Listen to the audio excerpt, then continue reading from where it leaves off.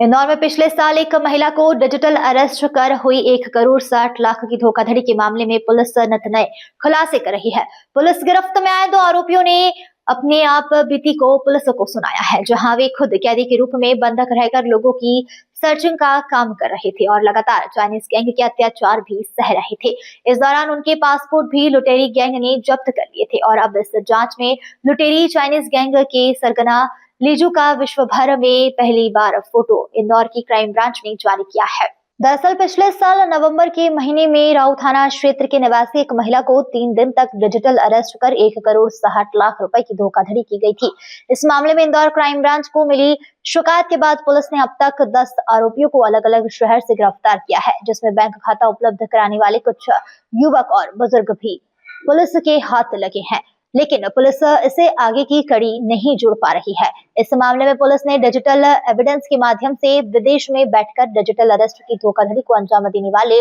लोगों तक पहुंचने के पूरे प्रयास किए। इस मामले में गिरफ्त में आए अकाउंट होल्डर की जानकारी के बाद पुलिस ने आगे की कड़ियां जोड़ी और सभी कड़ियां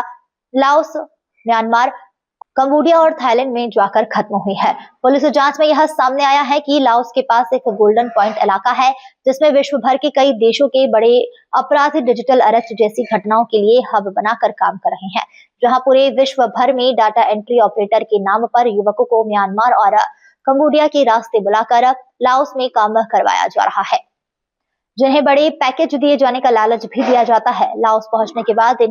इनके सभी पासपोर्ट जब्त कर लिए जाते हैं और सभी डाटा एंट्री ऑपरेटर से दिन भर 16 घंटे काम करवाया जाता है। काम न करने पर इन्हें इलेक्ट्रिक शॉक दिए जाते हैं, साथ ही साथ बंधक बनाकर 24 घंटे लटकाया जाता है। साल 2023-24 के बीच विश्व भर में अचानक से बड़े डिजिटल अरेस्ट के मामलों को लेकर भारत और अमेरिका का खुफिया विभाग एक्टिव हुआ था और उन्होंने लाओस के इन ठिकानों पर कार्रवाई करने के लिए वहां की सरकार पर दबाव बनाया था। अंतर्राष्ट्रीय स्तर पर बने दबाव के बाद अक्टूबर महीने में हुई कार्रवाई से लाओस में छिपे कई डिजिटल अरेस्ट के सरगना भाग निकले और वहां के पुलिस ने छापेमारी में